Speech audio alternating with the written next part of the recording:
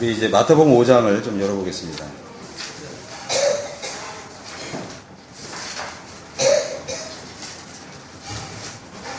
자, 5장 1절부터 6절까지 함께 좀 읽도록 하겠습니다. 시작. 예수께서 무리를 보시고 솔에 올라가 앉으시니 제자들이 나아온지라. 입을 열어 가르쳐 이르시되 심령이 가난한 자는 복이 있나니 천국이 그들의 것이며 애통하는 자는 복이 있나니 그들이 위로를 받을 것이며 온유한 자는 복이 있나니 그들이 땅을 기업으로 받을 것이며 의에 줄이고 목마른 자는 복이 있나니 그들이 배부를 것이며. 아멘. 네, 오늘은 이제 이 팔복 가운데 네 번째 복, 의에 줄이고 목마른 자는 복이 있다. 그들이 배부를 것이다 라고 하는 말씀을 함께 살펴보도록 하겠습니다. 제가 이제 이 구절을 보면서 줄이고 목마른 사람은 복이 있는데 무엇에 줄이고 목마른 것인가? 또 우리 주님은 특별히 무엇에, 어떤 것에 줄이고 목마를 때 복이 있다고 하셨는가 하는 것을 다시 한번 자세히 이렇게 살펴보니까 의에 줄이고 목마른 자는 복이 있다 이렇게 말씀하셨습니다. 우리가 이제 이 의에 줄이고 목마른 자는 복이 있다라고 했을 때 이 의 잘 우리가 잘 알고 있나요? 과연 의가 뭘까? 그죠? 그래서 제가 한번 이제 이 사전을 찾아봤습니다. 사전 찾아보니까 이 의라고 하는 이 단어는 사람으로서 지키고 행하여야 할 마땅한 도리라고 하는 것입니다. 그리고 또 이 의라고 하는 단어를 또 영어 사전에서 이렇게 찾아보니까 이 의라고 하는 단어가 우리 성경에 다양하게 좀 번역이 됐더라고요. 어떤 곳에서는 그냥 의 이렇게 번역이 됐고요. 또 다른 곳에서는 이제 공이라고 이렇게 번역이 됐고요. 또 다른 곳에서는 정의. 또 다른 곳에서는 공법이라고 하는 이런 단어로 번역이 되어 있습니다. 특별히 이제 이 구약 성경에 보면 이 의라고 하는 단어가 이렇게 어떤 곳에서는 그저 하나님의 의, 공의, 혹은 또 정의, 혹은 또 공법 이런 단어로 다양하게 번역이 돼서 사용하고 있는데 이제 가장 중요한 개념은 뭐냐면 우리 하나님은 의로운 하나님이다. 우리 하나님은 어떤 하나님이라고요? 의로운 하나님. 예, 우리 하나님은 의로운 하나님. 이 의라고 하는 단어를 통해서 우리 하나님이 어떤 하나님이신가 하는 것을 보여주고 있다고 하는 것입니다. 그런데 이 의도 보통 의가 아니고 거룩한 의. 우리 하나님은 어떤 하나님이시라고요? 거룩한 의로운 그 의를 가지고 계신 하나님이시라고 하는 것입니다. 하나님께서는요, 우리로 하여금 하나님을 잘 알기를 원하시는 거죠. 우리가 하나님을 믿는 사람인데 하나님을 모르고 하나님이 어떤 분이신지 우리가 하나님을 믿을 수 있나요? 그런 경우도 있다고 하는 것입니다. 왜 그랬죠? 우리가 정말 우리가 믿는 하나님이 의로우신 하나님이라면 우리의 삶과 또 우리의 성품과 또 우리의 인격 속에 놀라운 변화가 일어나겠죠. 마치 믿지 않는 사람들은, 그죠? 믿지 않는 사람들은 어떤 사람들이에요? 이 하나님의 의를 모르는 사람이죠. 그러면 이 세상에서 하나님의 의를 잘 나타낼 수 있는 사람, 어떤 사람이죠? 구원받은 사람이죠. 하나님을 믿는 사람이야말로 하나님의 의로움을 나타낼 수 있는 사람들이라고 하는 거죠. 그럼 우리는 어떤 식으로 하나님의 의를 나타낼 수 있나요? 우리의 말과, 우리의 행실과, 우리의 이 태도와, 또 다른 사람, 인간과의 관계를 통해서 이 하나님의 의를 나타내는 사람들이라고 하는 것입니다. 이것이 얼마나 참 이 영광스러운 특권인지 모릅니다. 정말 나라고 하는 사람은 누구냐? 하나님의 의를 나의 말과 행실과 태도를 통해서 나타내는 사람이다.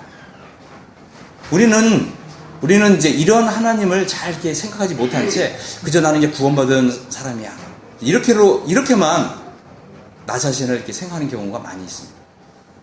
내가 지금 모든 죄를 그냥 다 용서받은 사람이야. 그러면서 어떻게 살아요? 믿지 않는 사람처럼, 불신자처럼, 이방인처럼, 하나님을 모르는 사람처럼 살아간다고 하는 것입니다. 만일 누가 세상 사람처럼 똑같은 가치관을 가지고서 살아가면서 말과 행실과 태도를 믿지 않는 사람처럼 똑같이 나타내면서 나는 구원받은 사람이야 이렇게 얘기하면 사람들이 당신 믿음 훌륭하다 그렇게 하나요? 그런 구원은 당신이나 받아라 이러겠죠. 그래서 우리가 이 하나님은 어떤 하나님이냐 라고 하는 것을 정확하게 알 필요가 있고요. 그 중에서도 우리 하나님은 거룩한 의를 가지고 계신 하나님이시다. 이것을 알 필요가 있다고 하는 것입니다. 우리 주님이 이제 이 산상보온, 그죠? 우리 주님이 이제 공생애를 시작하시면서 이 산상보온을 말씀하시면서 8가지 복이 있는데 그 중에서 4번째 복, 의에 줄이고 목마른 자는 복이 있나니 그들이 배부를 것이다. 이렇게 말씀하고 있는 것을 보면서 우리가 또 한 가지 참 생각해 보아야 되는 것은 주님이 과연 이 말씀을 어떤 뜻으로 말씀하셨을까라고 하는 것입니다. 우리가 이제 이 선상보온의 이제 이런 메시지를 이제 우리가 읽고 또 보고 또 듣고 또 생각하면서 생각해야 될 것은 뭐냐면 주님은 이 세상에 오셨는데 완전한 구속을 이루기 위해서 오셨다고 하는 것을 우리가 알아야 됩니다. 주님이 이제 이 공생애를 시작하셨는데 사실 이 공생애 당시에는 이 완전한 구속이 이루어졌나요? 이루어지지 않았나요? 이루어지지 않았죠. 우리가 이거를 분명한 이 차이를 생각해야 된다고 하는 것입니다. 우리 주님은요, 우리에게 이 완전한 구속을 이루시고요, 이 완전한 구속이 우리에게 주는 그 은혜, 그 은총, 그 정말 혜택, 그 특권을 우리에게 주시기를 원하시는데, 주님이 이 산상보온을 말씀하실 때에는 아직 완전한 구속이 이루어지지 않았다고 하는 것입니다. 그래서 한편으로는 이 완전한 구속의 이 은혜를 주시기를 원하시는데, 이 완전한 구속의 은혜를 받을 사람을 지금 예비하고 계신다라고 하는 사실을 한번 생각해 봐야 됩니다. 뭐 어떤 사람이 이런 완전한 구속의 은혜를 받느냐? 어떤 사람이 받는다고요? 의에 줄이고 목마른 사람. 그죠? 주님은 이 완전한 구속의 은혜를 주시기 위해서 먼저 이 제자들을 부르셨고요. 또 주님을 알게 하셨어요. 우리 한번 상상해 보기 바랍니다. 만일 정말 우리 주님이 우리 눈으로 이렇게 보시고, 그죠? 그러면은 우리는 주님을 따를 때 어떻게 따르시겠어요? 주님을 멀찍이서 따르시겠어요? 아니면 정말 우리 주님이 우리 가운데 계신다면 주님 가까이 가서 주님이 어떤 말씀 하시나 이렇게 듣고 정말 주님과 좀 가까운 이런 관계 속에서 주님의 말씀을 듣고 싶으시겠어요? 어떻게 하시겠어요? 가까이 가고 싶겠죠. 그죠? 그렇습니다. 주님은 제자들을 부르셨는데 어떻게 부르셨냐면 아주 가까이 부르셨어요. 아주 가까이. 그러면 우리도 주님을 따라갈 때 어떻게 따라가야 되죠? 멀찍이 따라가야 되나요? 주님이 보일뚱말뚱 이렇게 따라가기를 원하세요? 아니면 주님께 가까이 따라가기를 원하세요? 가까이 따라가기를 원하시죠. 우리가 주님께 가까이 나아가면 나아갈수록 주님의 인격과 주님의 성품을 더 잘 느끼겠죠. 근데 우리가 주님을 따라가는데 멀찍이 될 수 있는 대로 주님과 멀찍이 따라가면 주님이 정말 어떤 분이신지 잘 알 수 있을까요? 많은 경우에 이러죠. 우리 멀찍이 따라가는 사람 특징은 뭐냐면 주님은 어떤 분이야? 오늘은 어떤 말씀 하셨어요? 자꾸 다른 사람에게 묻는 거예요. 우리의 관계는 어떤가요? 정말 주님께 가까이 나아가서 주님의 음성을 듣고 주님이 정말 이런 성품이 가지고 계신 분이구나. 나 자신이 스스로가 주님과의 이 친밀한 관계를 통해서 주님을 이렇게 아는. 근데 대부분 주님을 멀찍이 따르는 사람들은 다른 사람을 통해 자꾸 알려고 하는 거예요. 주님은 오늘 어떤 말씀 하셨어? 다른 사람을 통해서 자꾸 듣는 거죠. 만약에 우리가 그런 신앙을 가지고 있다면 주님을 잘 알 수 있을까요? 잘 모르실까요? 잘 모르겠죠. 주님은요, 주님을 잘 알기를 원하시고요. 또 특별히 주님이 의로운 성품이 있으시다고 하는 것을 우리가 배우기를 원하신다고 하는 것입니다. 그런데 그거에 비해서 우리 자신을 한번 생각해 보기 바랍니다. 나는 어떤 사람인가? 의가 아까 뭐라고 그랬죠? 사람으로서 지키고 행해야 될 도리라고 했고요. 공평하고 의로운 도리라고 했고요. 진리에 맞는 올바른 도리라고 했습니다. 나는 과연 하나님과의 관계에 있어서 사람으로서 지키고 행할 일을 다 하고 있나요? 여기에서 우리의 이 심령의 깨어짐이 필요하다고 하는 것입니다. 주님, 제가 정말 주님과의 관계를 생각해 보니까 하나님과의 관계 속에서 제가 정말 제대로 마땅히 해야 될 도리를 못하고 있습니다. 주님 정말 죄송합니다. 이런 마음, 정말 주님을 향해서 나 자신이 의롭지 못한 이런 상태를 발견하고 주님 앞에서 나 자신을 절망하는 상태. 이게 뭐라고요? 영혼의 깨어짐이라는 거죠. 우리 심령의 깨어짐. 주님이 뭐라고 하셨냐면, 우리가 이제 성경을 잘 읽어보면 어떤 사람이 복이 있냐면 심령이 깨어진 사람이 복이 있다. 애통하는 사람이 복이 있다. 이것이 바로 다 심령이 깨어진 사람이죠. 우리는 하나님의 형상을 따라서 지음받은 사람입니다. 나는 누구냐? 나는 하나님의 형상을 따라서 지음받은 사람이라고 하는 것입니다. 그런데 죄가 들어왔기 때문에, 그죠? 죄가 들어왔기 때문에 이 의의 관계가 깨어진 것입니다. 하나님과의 의의 관계가 깨어진 거예요. 그러다 보니까 우리는 하나님과 관계 속에서 될 수 있는 대로 멀리 떨어져서 따르고 싶은 마음이 있는 것입니다. 만약 우리가 이 의의 관계, 하나님과의 이 의의 관계가 회복이 되면 우리는 하나님을 가까이 따르고 싶을 거예요. 그러면 우리는 어떻게 돼요? 우리는 정말 우리 주님의 의로운 성품을 닮아서 점점 더 의로운 사람으로 나타난다고 하는 것입니다. 주님은 무엇보다도 먼저요, 우리가 하나님과의 관계 속에서 깨어진 이 의의 관계를 회복하기를 원하십니다. 하나님과 우리 사이에 이 깨어진 의의 관계가 회복이 되면요, 사람과 사람 사이에서도 이 의로운 관계가 형성이 되고요, 또 우리가 말과 행동과 태도에 있어서도 의로운 이런 말과 행동을 하게 된다고 하는 것입니다. 예를 들어 보겠습니다. 부모와 자식 간에도 마땅한 도리가 있을까요? 없을까요? 있잖아요. 또 우리 이 남편과 아내 사이에도 마땅한 도리가 있습니까? 없습니까? 있죠. 또 우리 이 성도와 성도 사이에도 우리가 마땅히 해야 될 말과 하지 말아야 될 말과 이런 도리가 있습니까? 없습니까? 있잖아요. 왜 없어요? 있죠.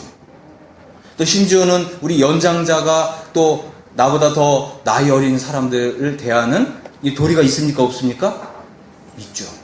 또 나이 어린 사람이 또 나이 많은 연장자를 향해서 마땅히 취해야 될 자세와 태도가 있습니까? 없습니까? 있죠. 우리 이걸 잘해야 되는 것입니다. 우리가 이제 우리 어린이들도 그렇고요, 어린이들도 어른 보면 인사해야 되는 거죠. 왜냐면 그것이 마땅한 도리이기 때문에 그래요. 우리 어른들은 어떻게 해야 돼요? 우리 어른들은 어험 하면서, 아니 쟤가 왜 나한테 인사 안 하지? 너 좀 이리 좀. 이거 도리에 합당하게 하는 걸까요? 이것도 아니에요. 우리가 주님의 성품을 잘 배우면 우리는 나이 어린 연장자라 그래서, 나이 어린 연하자라 그래서 함부로 이렇게 그러지 않아요. 주님의 성품으로 하는 거죠. 그러니까 우리가 이런 관계를 익숙하게 하면 할수록 우리는 정말 사람을 사랑하고 하나님 사랑하고 사람을 사랑하고 이렇게 될 것입니다. 그렇겠죠? 근데 우리가 이제 이러한 주님을 바라보고 이러한 주님을 생각하면서 느껴야 되는 건 뭐냐면, 나는 이런 일에 전적으로 실패하고 있다. 여기서 출발해야 된다고 하는 것입니다. 맞죠? 아닌가요? 맞습니다. 나에 대한 절망으로부터 시작해야 된다고 하는 것입니다. 이게 뭐냐면, 이게 바로 의에 줄이고 목마른 사람이라고 하는 것입니다. 근데 마치 아무런 이런 생각도 없이, 그죠? 그저 그냥 내가 구원받은 사람이기 때문에 마치 무슨 말을 해도 되고 무슨 태도로 말해도 되고 막 이렇게 해야 되는 것처럼 이렇게 한다 그러면 어떻게 되겠어요? 그렇게 해서는 안 되는 것입니다. 이렇게 해서는 안 되는 거죠. 우리가 이제 주님의 나라는 주님과의 친밀한 관계가, 또 주님과의 친밀한 사랑을 이렇게 나누는 그러한 이 공동체라고 하는 것입니다. 만약 우리가 이렇게 이 의, 정말 하나님께서 지금 이 마태복음 5장을 통해서 이 의의 관계를 회복하고요, 이 의로움이 주는 이 기쁨, 그죠? 의로움이 주는 정말 이 희락, 교회 안에 이것이 이제 회복되기를 원하시는 거죠. 만약 교회 안에 이런 것이 없다고 해보세요. 얼마나 삭막하겠어요. 그죠?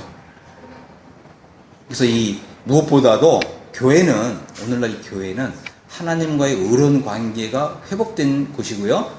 또 성도와 성도 간에 있어서 이 사람의 관계와 이 사람의 도리가 온전하게, 거룩하게 나타나는 곳이 바로 교회라고 하는 것입니다. 하나님께서는요, 우리에게 이러한 의가 온전히 회복된 의의 공동체가 되기를 원하신다고 하는 것입니다.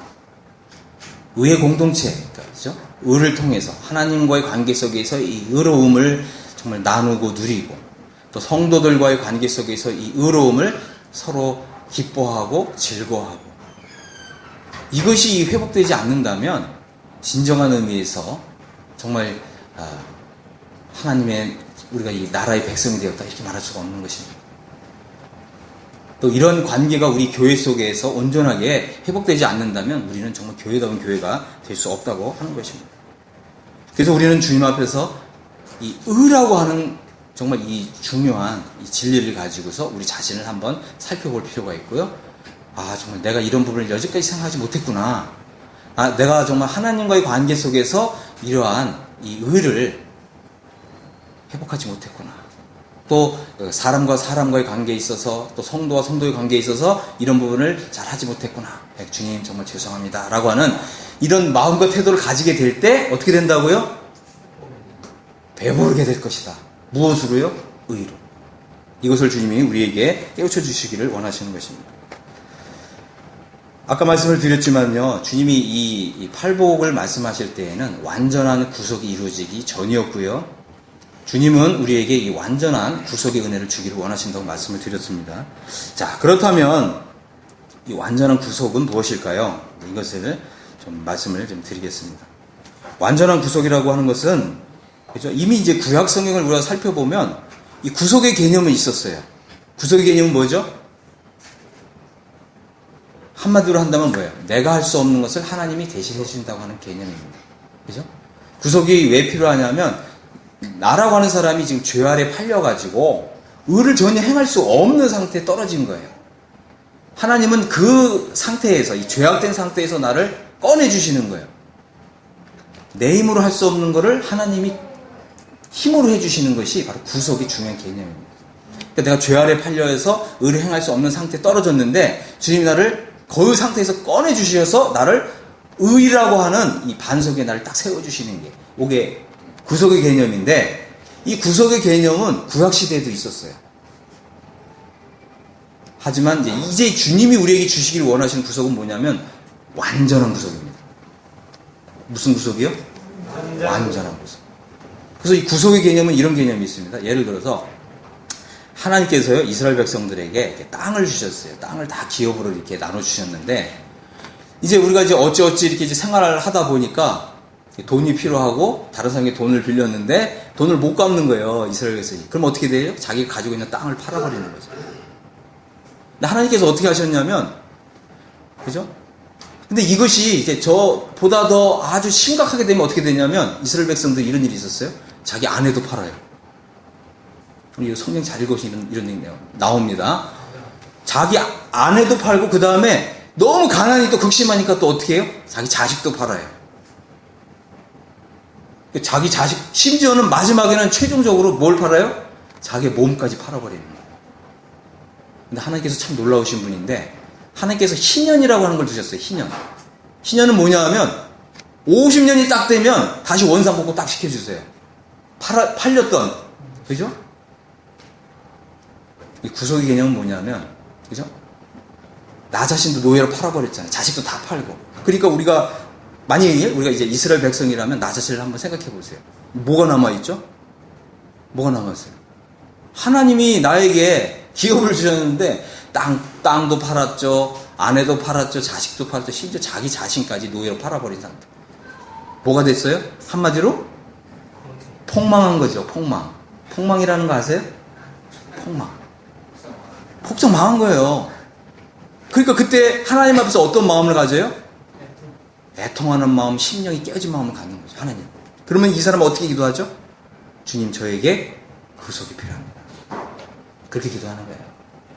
그때 하나님께서 어떻게 하신다고요? 다시 원상복구시켜요.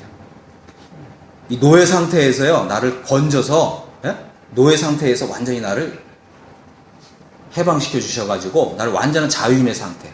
아내도 원상복귀, 자식도 원상복귀, 심지어 땅까지도 원상복귀 해주시는 것이 신년입니다. 신년.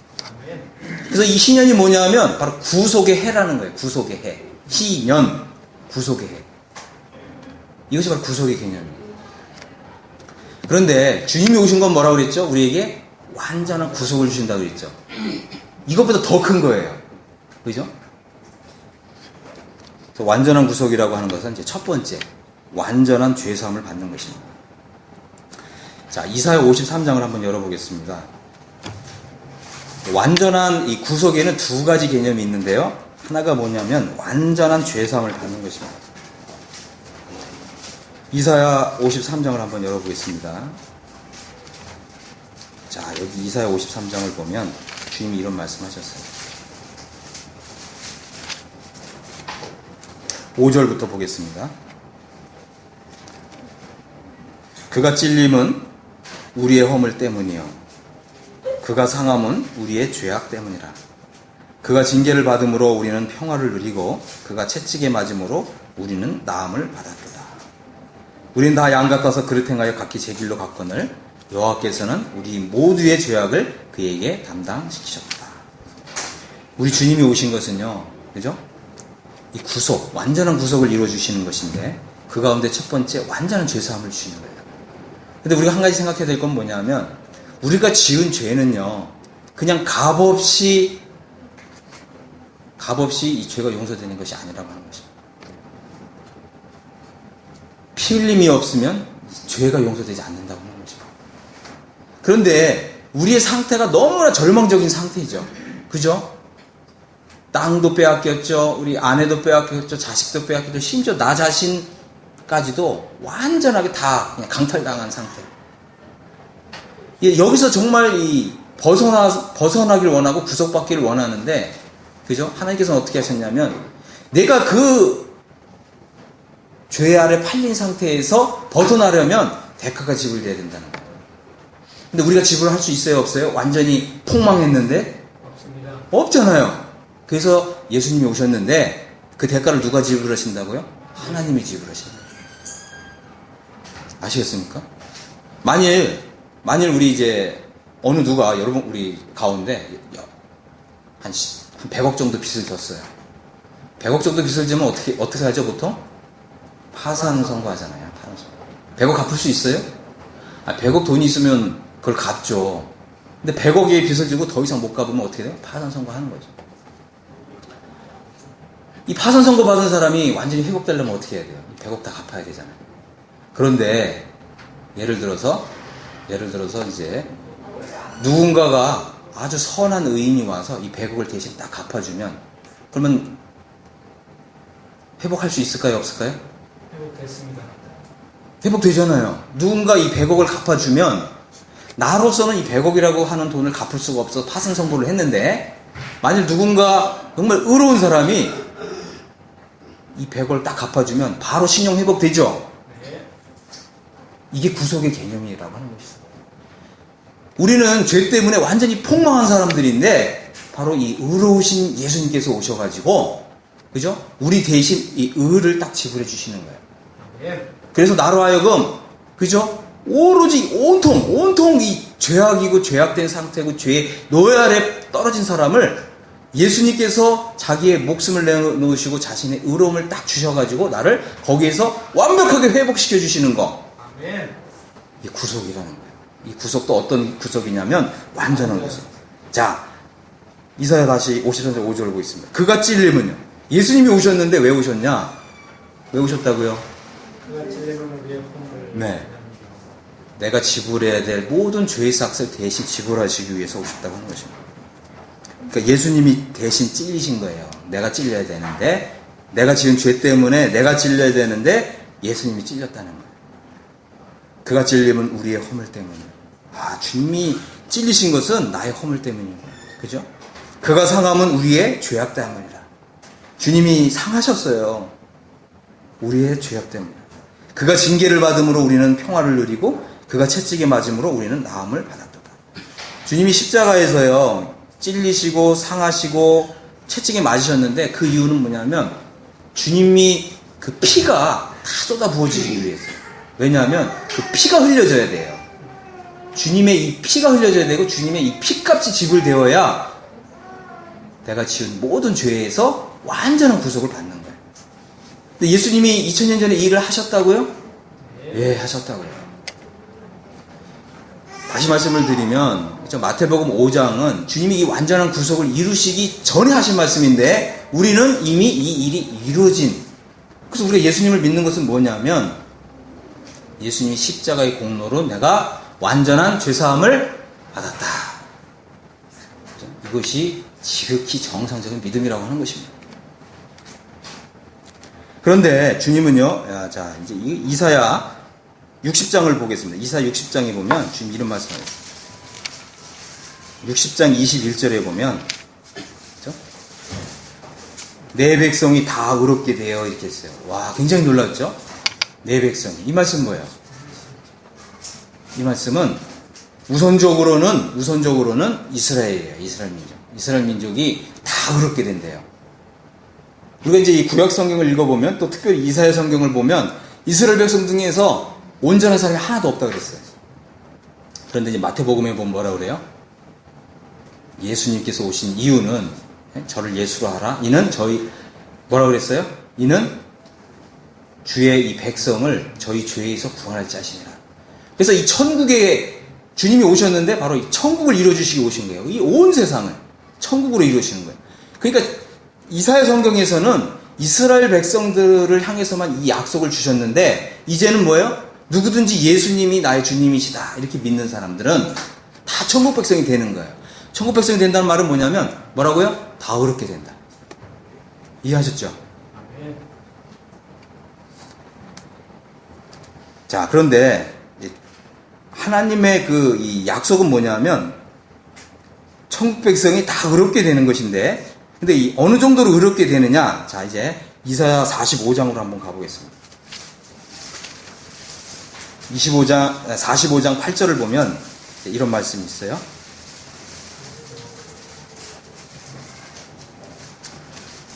자, 제가 이제 좀 전에, 그죠?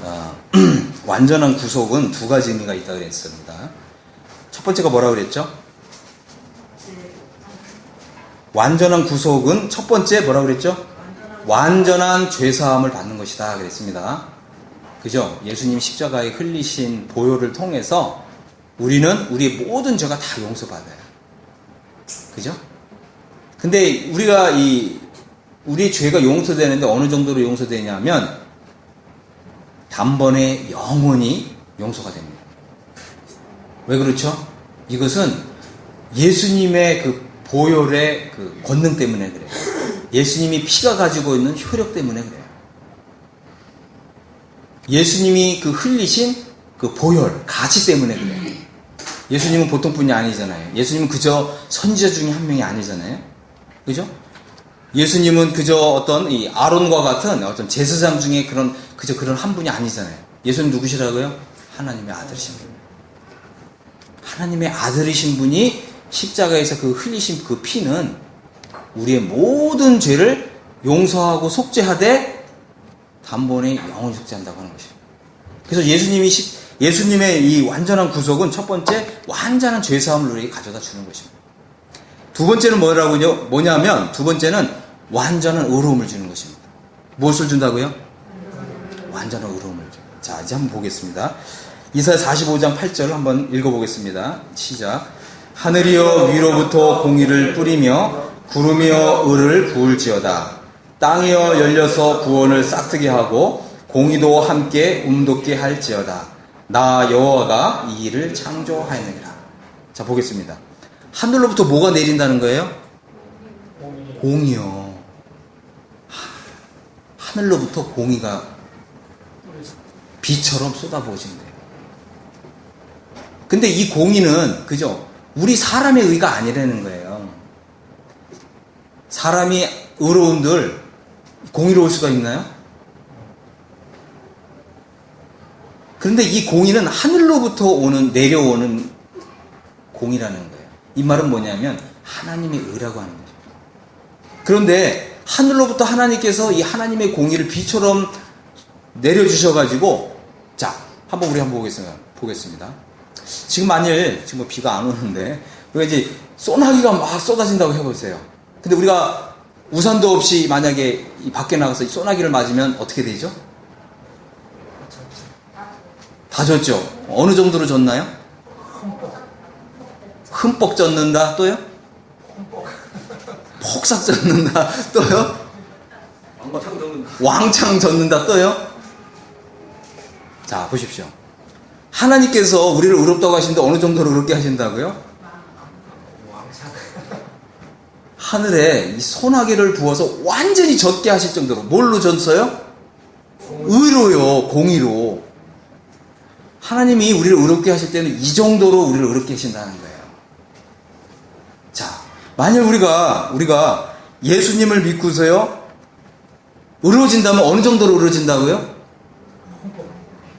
자, 한번 이번은 조금 좀 고상하고 좀 더 고차원적으로 한번 어느 분이 표현해 보세요. 하나님의 공의를 내려 부어주신대요. 그럼 우리는 어느 정도로 의로워지는 거예요? 완전히. 지금 좀 고상하지 맞는 말인데 고상하지 않아요?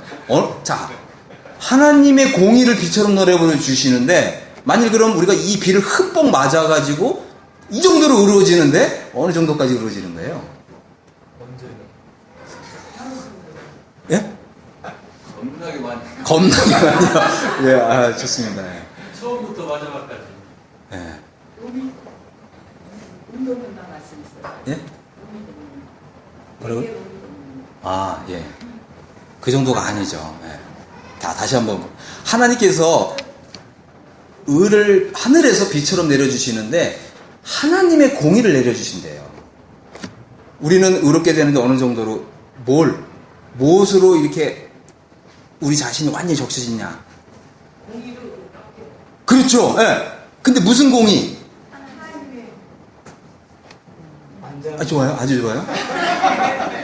의로운 공의로 우리가 그렇죠. 그럼 나는 어느 정도로 의로워진 거예요? 하나님처럼. 그렇죠. 하나님의 공의를 그대로 입은 사람이 되는 거예요.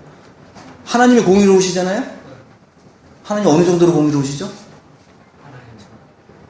하나님만큼 하나님은 의로우시잖아요. 근데 하나님의 공의를 우리가 그대로 받아서 의로워지면 어느 정도 의로워지는 거예요? 하나님만큼 의로운 하나님만큼 의로워지는 거예요. 이게 뭐라고요? 이게 완전한 구속이고요. 이게 뭐라고요? 이것이 바로 완전한 의로움이라는 거예요. 아멘. 아멘. 자, 그러면 의에 줄이고 목마른 자는 복이 있나니 뭐라고 그랬죠? 저희가 배부를 것이다. 하나님의 의만큼 내가 의로워지면 여러분 배불러요? 안 불러요? 이게 만족하는 거죠, 완전히. 요즘 배불러졌습니까? 와, 정말 하나님이 나를 이 정도까지 의롭게 해주셨구나. 예수님 이거 말씀하시는 거예요. 자, 다시 말씀을 드리겠습니다. 이때는 이 예수님께서 완전한 구속을 이루시기 전이었어요. 맞죠? 이 하나님의 공의를 그대로 받을 사람들을 지금 예비하고 계셨어요. 어떤 사람을 예비하셨다고 그랬죠? 마음이 상한 사람, 애통하는 사람, 자신이 의롭지 못한 것 때문에 자기의 영혼이 하나님 앞에서 깨어진 사람들, 이런 사람들을 예비하고 계셨어요. 자, 그래서 우리가 성경 한 구절 한번 보겠습니다. 누가복음 18장인데요. 자, 여길 보면 두 사람이 나와요. 두 사람. 누가복음 18장.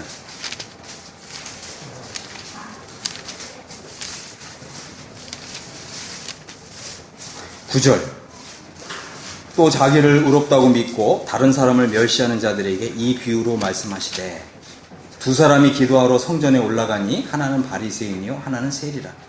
바리새인은 따로 서서 따로 기도하여 이르되 하나님이여 나는 다른 사람들 곧 토색 불의 간음을 하는 자들과 같이 아니하고 이 세리와도 같이 아니함을 감사하나이다. 나는 일회에 2번씩 금식하고 또 소득의 11조를 드리나이다. 이랬습니다. 이 사람은 어떤 의로 만족한 거죠? 사람의 의, 또 율법의 의. 이 사람은, 그죠? 주님은 뭐라고 말씀하셨냐면, 이 사람이 의롭다고 하나님께 인정을 받았다고요? 인정받지 못했다고요? 인정받지 못했다고요. 자, 그런데 13절 보겠습니다. 세리는 멀리 서서 감히 눈을 들어 하늘을 쳐다보지도 못하고 다만 가슴을 치며 이르되 하나님이여 불쌍히 여기소서 나는 죄인으로소이다 하였느니라. 내가 너에게 이르노니 이에 저 바리새인이 아니고 바로 이 사람이, 바로 이 세리가 의롭다 하심을 받고 그의 집으로 내려갔느니라. 무릇 자기를 높이는 자는 낮아지고 자기를 낮추는 자는 높아지리라. 이 세리는 자신의 의 혹은 율법의 의를 의지한 것이 아니라 자신이 하나님의 의를 보면서 자신에게 의가 없다고 하는 사실을 생각하면서 너무나 애통하는 마음, 정말 그 영혼에 깨어지는 마음을 가졌다고 하는 것입니다. 그래서 이 세리는, 그죠? 멀리 서서 감히 눈을 들어 하늘을 쳐다보지도 못하고 다만 가슴을 치며 하나님이여 불쌍히 여기소서 나는 죄인으로소이다. 요 사람이 어떤 사람이냐면 의에 줄이고 목마른 사람이라고 하는 것입니다. 우리가, 그죠? 우리가 이 세리와 같은 이 자리에 들어가게 될 때 하나님께서는 어떻게 한다고요? 하나님의 의로 배부르게 해주시겠다. 하나님의 의로 만족하게 해주시겠다. 이렇게 말씀하고 있는 것입니다. 그런데 주님이 이제 누가복음에서 이 말씀을 하실 때 이때는 예수님의 완전한 구속이 이루어지기 전이었다고요? 이후였다고요? 전이었다고요. 그래서 이 세리를 뭐라고 그랬어요? 이 사람이 의롭다 하심을 받고라고 했을 때 이것은 뭐라고 부르냐면 이것을 칭의라고 부르는 것입니다. 칭의. 왜냐하면 완전한 구속이 이루어지기 전이었기 때문에 이 하나님의 의를 줄 수가 없었어요. 완전한 구속이 이루어지고 나서야 이 하나님의 의를 우리에게 주시는 것입니다. 그래서 이 사람은 아직 하나님의 의를 입지 않았기 때문에 지금 이 하나님의 의를 입고 있지 않기 때문에 이 사람이 의로워졌다. 이렇게 말할 때는 이걸 칭의라고 그러는 거예요. 자, 하지만 이제 구속이 이루어지고 난 이후부터는 어떻게 돼요? 예수님이 하늘에 올라가셨잖아요. 그리고서 이제 하나님의 이 의를 받아서 이제 이 완전한 구속을 믿는 사람에게 바로 이제 성령님을 보내주시는데 이 성령님이 바로 하나님의 이 공의를 가지고 오신다는 거예요. 누구에게요? 믿는 사람에게. 자, 그래서 예수 그리스도의 완전한 구속을 믿는 사람은 이제 의롭게 되는데 어떻게 의롭게 되냐면 하나님의 의를 받는 거예요. 그래서 요거를 뭐라고 부르냐면 득의다 이렇게 부르는 것입니다. 뭐라고 부른다고요? 득의. 자, 그래서 사도 바울이 뭐라고 했냐 한번 좀 보겠습니다. 로마서 3장인데요.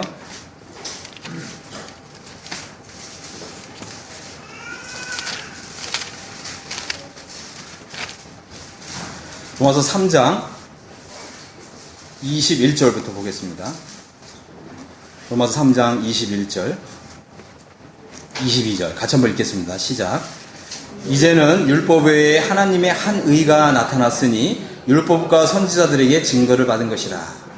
곧 예수 그리스도를 믿음으로 말미암아 모든 믿는 자에게 미치는 하나님의 의니 차별이 없느니라. 아멘.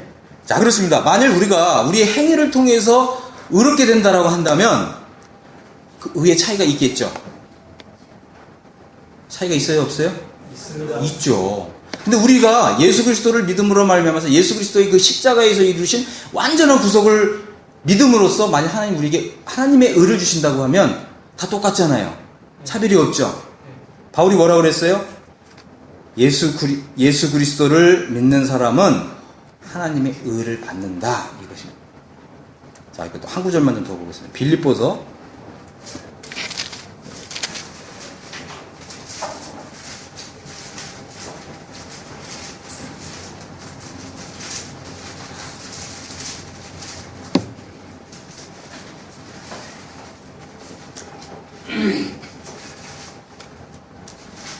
빌립보서 3장입니다. 3장.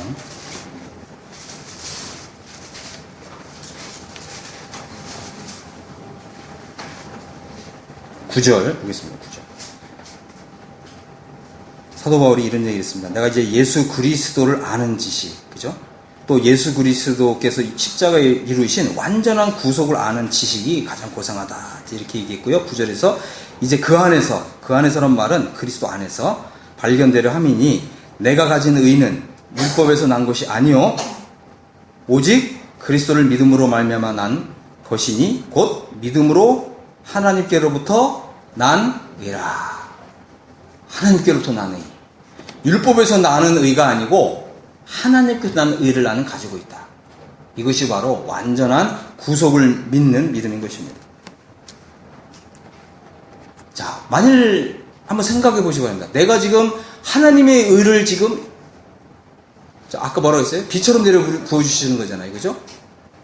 비처럼 하나님의 의를, 하나님의 공의를 그대로 입고 있고요. 우리 마음으로는 뭐예요? 우리 정말 영혼으로 하나님의 이 의를 내가 지금 받았다라고 한다면 우리의 속까지도 하나님의 공의로 꽉 차겠죠. 우리의 겉도 하나님의 공의로, 우리의 마음속도 하나님의 공의로. 자, 배부르십니까? 배불러요. 아직 배고프세요? 그죠? 주님 뭐라고 하셨습니까? 의에 줄이고 목마른 자는 복이 있나니 저희가 배부를 것이다. 만일요, 우리가 우리 자신의 행위로 아니면 율법을 지켜서 의롭게 되려고 한다면 여러분은 점점 더 배고플 것입니다. 하지만 이 율법에서 난 의가 아니라 하나님께로부터 난 의, 하나님의 이 공의, 이것을 받은 자라고 하는 이런 믿음으로 우리가 충만해지면, 믿음이 조금이 아니고 우리 영혼이 이런 의로 충만해지면 어떻게 된다고요? 우리 영혼이 아주 만족한다. 주님은요, 이 공생의 당시부터 이렇게 완전한 구속을 받을 사람들을 예비하고 계셨고요. 이 말씀을 통해서 이 완전한 구속을, 정말 이 의에 줄이고 목마른 사람들을 찾고 계셨고요. 이렇게 이 의에 줄이고 목마른 사람은 정말 자신이 아까 누가복음에서 본 이 바리새인처럼 여기고 바리새인처럼 막 내가 이걸 하고 저걸 하고 이걸 통해서 하나님께 뭐 의롭다고 인정받으려고 하는 이런 사람들이 아니고 하나님 앞에서 자기의 심령이 깨어진 사람. 주님, 나는 죄인입니다. 나는 의로우신 하나님을 감히 바라볼 수도 없고 쳐다볼 수도 없습니다. 이렇게, 그죠? 이렇게 완전히 의에 줄이고 목마른 이런 상태가 되었을 때 이렇게 마음에 준비된 사람들은 예수님께서 십자가의 이 완전한 구속을 이루실 것을 바라보면서 자기 영혼이 배부르게 해주실 바로 그 십자가의 구속이 완전히 이루어질 바로 그때를 사모하면서 기다리고 있었다고 하는 것이고요. 이렇게 기다리는 자에게 하나님은 복이 있다. 왜죠? 십자가의 구속이 이루어지고 성령님이 오시면 하나님의 공의를 가져다 주신다고 하는 것입니다. 나는 이제 의롭게 되었습니다. 칭이라고요, 득이라고요? 둘 다 맞는 말이지만, 자, 지금 완전한 구속이 이루어졌기 때문에 득이라고 하는 거죠, 득이. 그래서 이제 옛날부터 기독교 2000년 역사 속에서 칭의도 있고 득의도 있다, 이제 이런 얘기들을 이렇게 한 것입니다. 칭의도 맞고 득의도 맞는데요. 그러나 하나님의 의를 내가 받았다라고 하는 이 개념은 바로 득의의 개념이라고 하는 것이죠. 그래서 바로 이제 이 구약 성경, 이제 이사야 성경을 통해서 하나님이 약속하셨어요. 하늘로부터 이 의를, 하나님의 공의를 비처럼 내려 부어 주실 것이다. 이런 하나님의 약속을 소망하고 기다리고 있던 이 사람들이 바로 예수님이 십자가에서 완전한 구속을 이루셨을 때 이 완전한 이 의로움을 주셨다고 하는 것입니다. 자, 마지막으로 한 구절 좀 더 보겠습니다. 이사야 61장.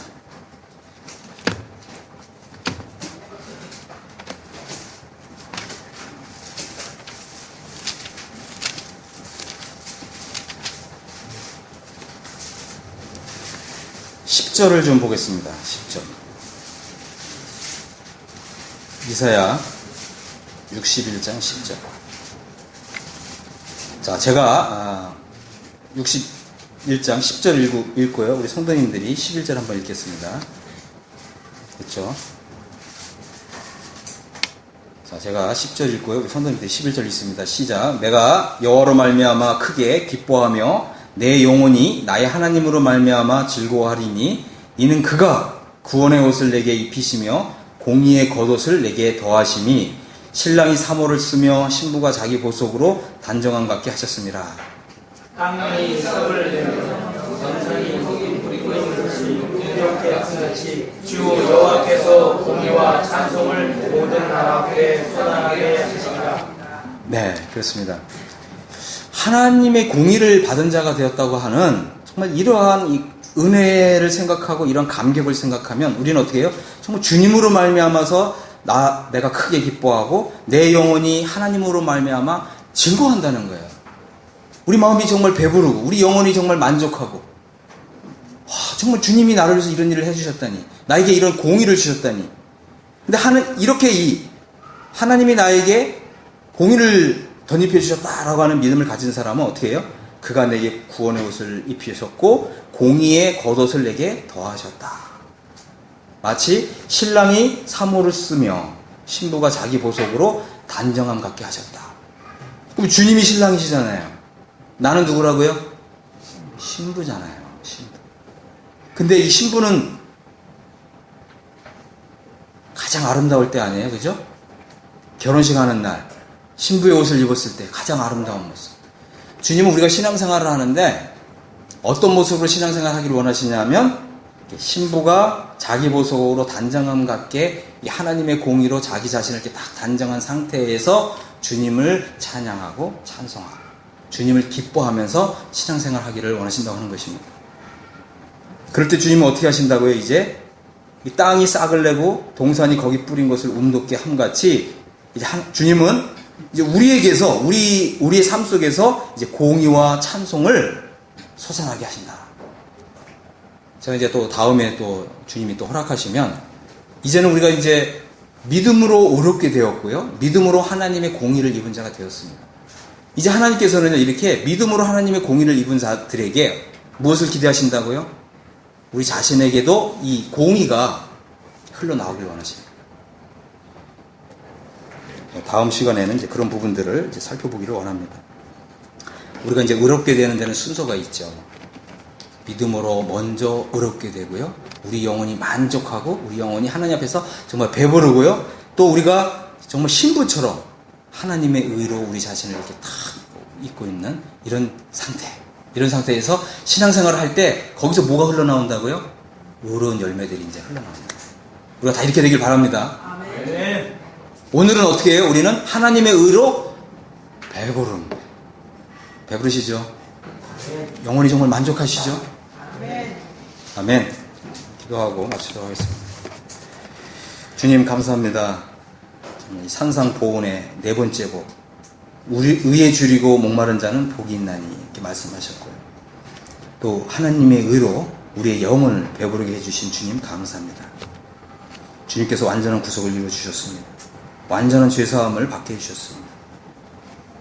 또 하나님께서 우리를 의롭게 해주시되 완전하게 의롭게 해주셨습니다. 하나님의 공의를 입은 자가 되게 해주셨습니다. 이 사실을 생각해 보게 될 때 우리가 하나님만큼 의로워진 사실을 보게 되었습니다. 주님 정말 감사합니다. 이제 우리가 주님 앞에서 의롭게 된 백성으로서 이제 의를 행하는 의로운 백성으로서 또 우리 각자 자신은 하나님 앞에서 또 의인으로서 살아가게 해 주시옵소서.